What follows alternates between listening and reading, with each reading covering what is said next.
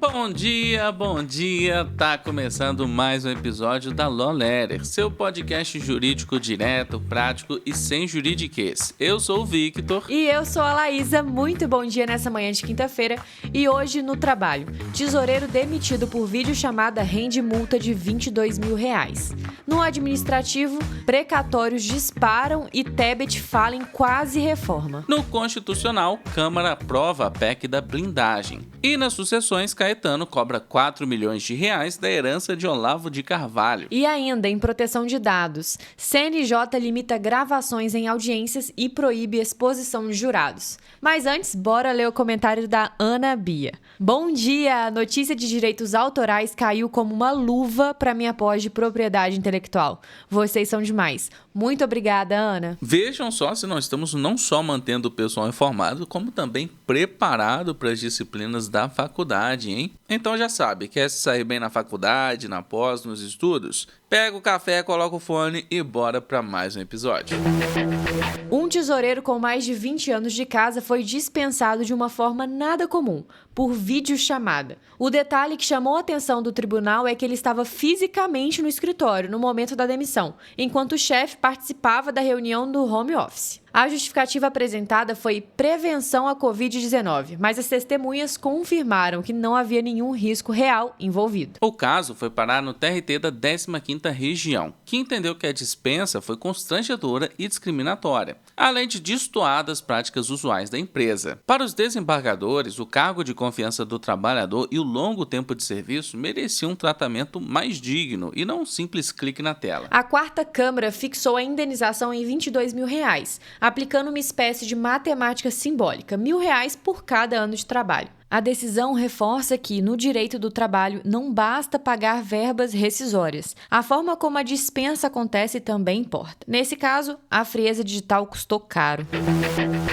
E bora com o direito administrativo. A ministra do Planejamento, Simone Tebet, levantou um ponto delicado. Os precatórios se tornaram um verdadeiro risco fiscal. Segundo ela, o monitoramento constante desses passivos já funciona como uma quase reforma administrativa, justamente para evitar que decisões judiciais inesperadas caiam como meteoros sobre o orçamento da União. A ministra foi bem direta. Se for preciso negociar judicialmente, negociar. Se tiver que rever honorários, rever. O foco é reduzir as surpresas e garantir segurança fiscal. Isso porque os números mostram um cenário de alerta. Entre 2015 e 2019, os precatórios representavam 2,6% das despesas primárias. De 2020 a 2024, essa fatia dobrou e chegou a 4%. Já os gastos discricionários, aqueles que o governo pode administrar, dispararam de 24% para 50% no mesmo período. Ou seja, os precatórios não são apenas uma questão de contabilidade, mas de organização do próprio Estado diante de dívidas judiciais crescentes. A mensagem final de Tebet é que monitorar riscos virou quase uma cirurgia de Estado. Melhor prevenir agora do que remendar depois, porque cada decisão judicial pesa não só nas contas públicas, mas também na forma como o governo planeja o futuro. A gente percebeu uma coisa: quem trabalha com direito passa metade do tempo avaliando. Redações, peças, simulados, pareceres. E às vezes o mais difícil nem é corrigir, mas sim evitar que o mesmo erro volte a aparecer, seja seu ou do estagiário. Força aí, estagiário, a gente sabe que seu esforço é grande. E foi garimpando soluções para esse problema que a gente encontrou a Tuto AI. Ela não corrige por você, mas aprende com as suas correções, identifica padrões nos erros e ajuda a montar relatórios inteligentes para ninguém do escritório repetir os mesmos deslizes. Imagina só, em vez de revisar linha por linha, você ganha relatórios claros que mostram onde estão os problemas e como evitá-los. Isso significa menos tempo gasto corrigindo e mais tempo focado em estratégia, atendimento e resultado. No fim das contas, tempo é o bem mais precioso de quem vive o direito. E se tem uma coisa que a Tuto AI entrega, é isso: economia de horas todos os dias. Então, quer ver isso na prática? Clica no link da descrição e descubra como a Tuto AI pode mudar a sua rotina.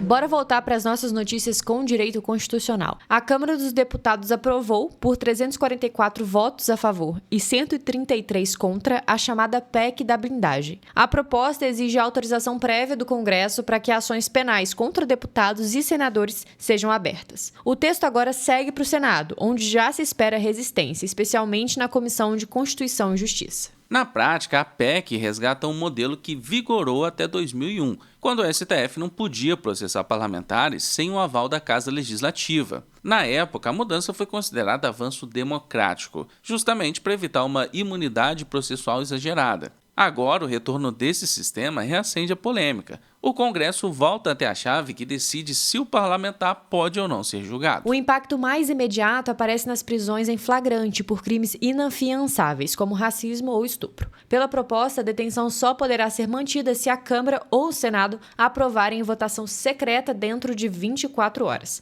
Além disso, medidas cautelares, como suspensão de mandato ou recolhimento noturno, continuam sendo competência do STF, mas o processamento penal em si fica condicionado ao aval político. Outro ponto controverso é a ampliação do foro privilegiado. O texto estende a proteção também aos presidentes de partidos com representação no Congresso, criando um escudo adicional para líderes partidários. Críticos enxergam nisso um retrocesso, porque amplia a distância entre políticos e cidadãos comuns perante a lei. Entidades como o Instituto Não Aceito Corrupção acusam a PEC de ferir cláusulas pétreas da Constituição, especialmente o princípio da isonomia, que garante tratamento igual a todos os cidadãos. Para esses críticos, a medida cria uma casta de intocáveis e fragiliza o sistema de freios e contrapesos, ao concentrar poder no legislativo para blindar seus próprios membros. Do outro lado, defensores argumentam que a proposta não busca impunidade, mas sim proteger o mandato contra perseguições políticas e judicializações abusivas. A aposta é que o Senado agora será o campo decisivo dessa batalha constitucional. E aí resta a dúvida: estamos fortalecendo a democracia ou criando um novo muro de imunidade? E bora com o direito das sucessões. Caetano Veloso foi à justiça para tentar receber mais de 4 milhões de reais da herança de Olavo de Carvalho. Calma que eu explico. A cobrança vem de um processo iniciado em 2017, quando o escritor chamou o cantor de pedófilo nas redes sociais. Na ocasião, a justiça determinou a retirada imediata das postagens, sob pena de multa diária de R$10 mil.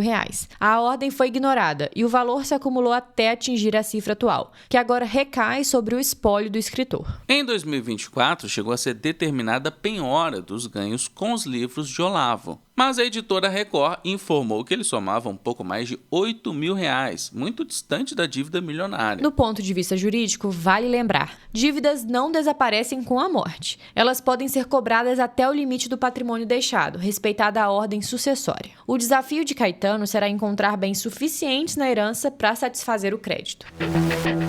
E se eu te dissesse que algumas sentenças marcam mais quem escreve do que quem cumpre? Hoje às 19 horas você vai ouvir o que sobra depois da decisão. Sem toga, sem defesa, sem roteiro. Orlando Facchini Neto abre um espaço raro da magistratura penal, onde quem decide também duvida, também pensa em desistir e carrega um peso que não cabe na toga. É a realidade nua e crua do direito penal, pessoal, ao vivo e sem cortes. E vocês já sabem, assinantes da Criminal Letter participam de graça. E para você que não é assinante, é a sua última chance de garantir a sua vaga. Se você sonha em decidir, precisa entender o que acontece depois. Então clica no link da descrição e participe.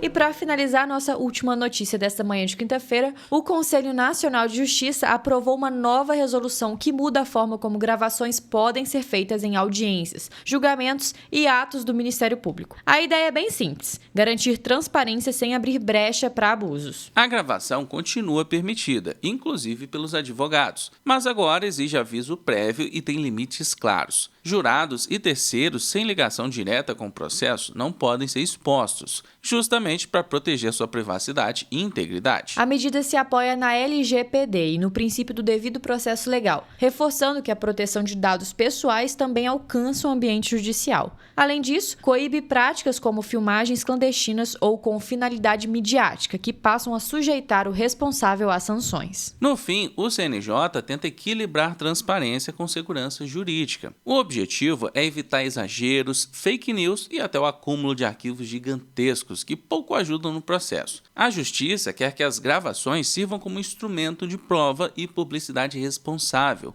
não como espetáculo.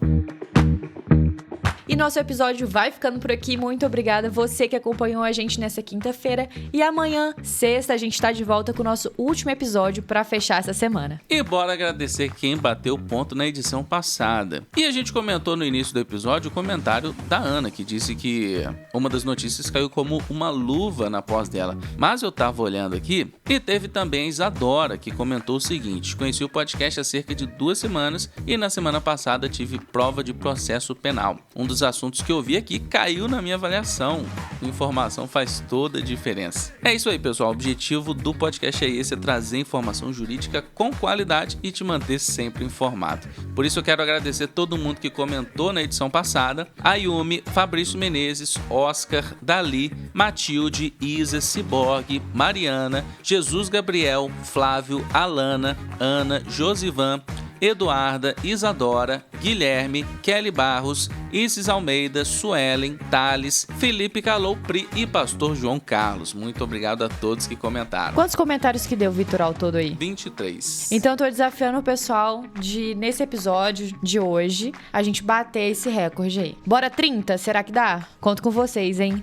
E já sabe, segue a gente no seu tocador de podcast favorito, ativa o sininho pra não perder nenhum episódio e avalie a gente com 5 estrelas, porque ajuda bastante. Tira um print do episódio, compartilha nos stories e marca a gente no @law.lerer, que toda a interação de vocês faz muita diferença e a gente tá sempre compartilhando por lá. Se cuida, bom estudo, bom trabalho por aí. Até amanhã.